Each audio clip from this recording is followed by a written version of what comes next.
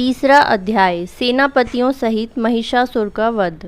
जगदम्बा केशरी अंगों की कांति उदयकाल के सहस्त्रों सूर्यों के समान है। वे लाल रंग की रेशमी साड़ी पहने हुए हैं। उनके गले में मुंडमाला शोभा पा रही है। दोनों स्तनों पर रक्त चंदन का लेप लगा है। वे अपने कर कमलों में जप मालिका, विद्या और अभय तथा वर नामक मुद्राएं धारण किए हुए हैं। 3 नेत्रों से सुशोभित मुखारविंद की बड़ी शोभा हो रही है।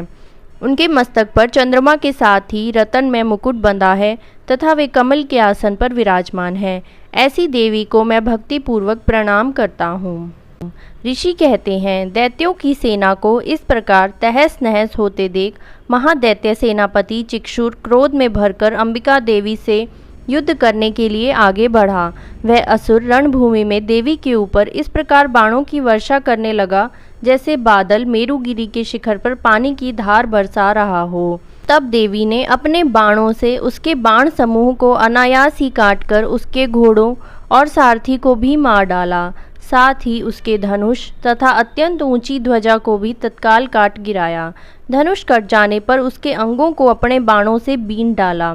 धनुष, रथ, घोड़े और सारथी के नष्ट हो जाने पर वह असुर ढाल और तलवार लेकर देवी की ओर दौड़ा। उसने तीखी धार वाली तलवार से सिंह के मस्तक पर चोट करके देवी की भी बाईं भुजा में बड़े वेग से प्रहार किया।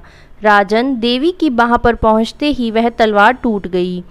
फिर तो क्रोध से लाल आंखें करके उस राक्षस ने शूल हाथ में लिया और उसे उस महादैत्य ने भगवती भद्रकाली के ऊपर चलाया। वह शूल आकाश में गिरते हुए सूर्यमंडल की भांति अपने तेज से प्रज्वलित हो उठा।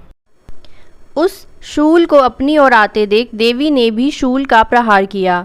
उससे राक्षस के शूल के सैकड़ों टुकड़े हो गए। साथ ही महादैत्य चिक्षुर की भी धज्जियां उड़ गई।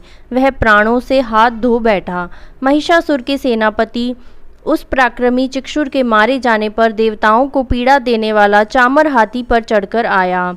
उसने भी देवी के ऊपर शक्ति का प्रहार किया, किंतु जगदम्बा ने उसे अपने हुंकार से ही आहत व निष्प्रभ करके तत्काल पृथ्वी पर गिरा दिया। शक्ति टूट कर गिरी हुई देख चामर को बड़ा क्रोध हुआ। अब उसने शूल चलाया, किंतु देवी ने उसे भी अपने बाणों द्वारा काट डाला।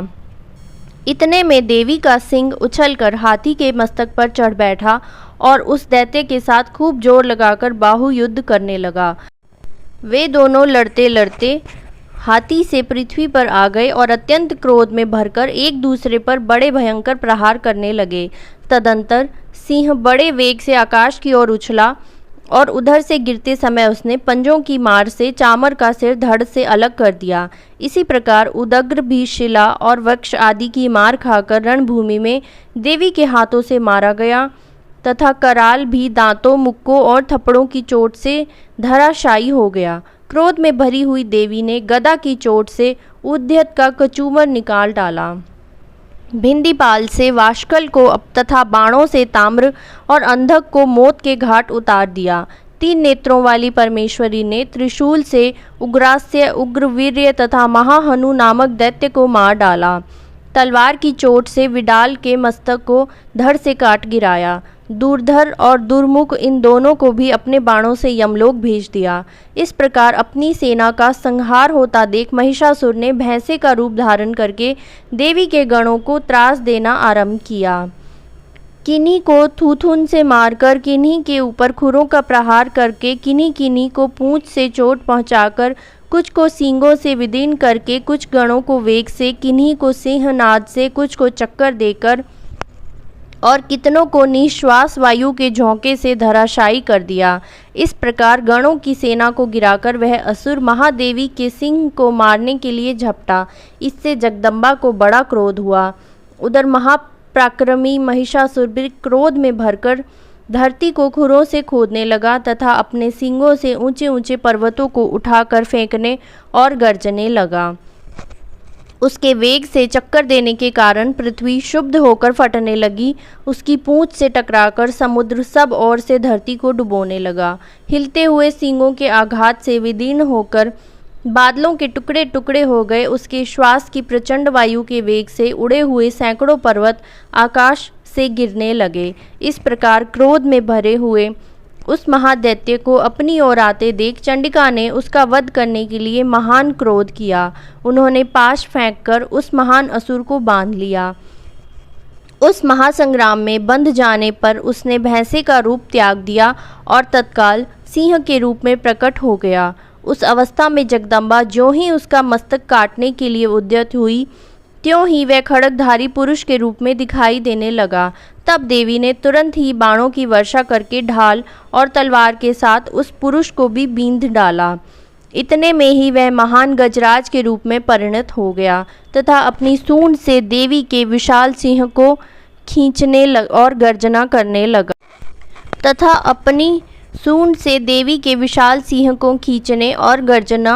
करने लगा खींचते समय देवी ने तलवार से उसकी सूंड काट डाली। तब उस महादैत्य ने पुनः भैंसे का शरीर धारण कर लिया और पहले की ही भांति चराचर प्राणियों सहित तीनों लोकों को व्याकुल करने लगा। तब क्रोध में भरी हुई जगन माता चंडिका का बारंबार उत्तम मधु का पान करने और लाल आंखें करके हंसने लगी। उधर वह बल और पराक्रम के मद से उन्मत्त हुआ राक्षस गर्जने लगा और अपने सींगों से चंडी के ऊपर पर्वतों को फेंकने लगा। उस समय देवी अपने बाणों के समूह से उसके फेंके हुए पर्वतों को चूर्ण करती हुई बोली। बोलते समय उनका मुख मधु के मद से लाल हो रहा था और वाणी लड़खड़ा रही थी। देवी ने कहा, ओ मूढ़, मैं जब तक मधु पीती हूँ तब तक तू क्षण भर के लिए खूब गर्ज ले। मेरे हाथ से यहीं तेरी मृत्यु हो जाने पर अब शीघ्र ही देवता भी गर्जना करेंगे। ऋषि कहते हैं, यूँ कहकर देवी उछली और उस महादैत्य के ऊपर चढ़ गई।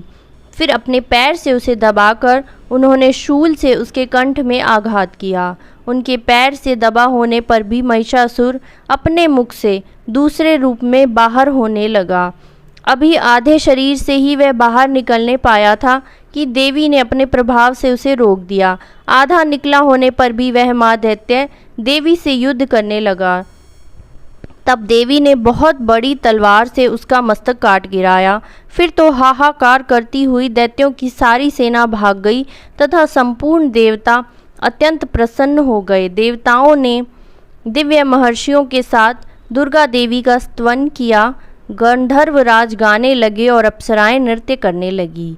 इस प्रकार श्री मार्कंडेय पुराण में सावर्णिक मनवंतर की कथा के अंतर्गत देवी महात्म्य में महिषासुर वध नामक 3रा अध्याय पूरा हुआ।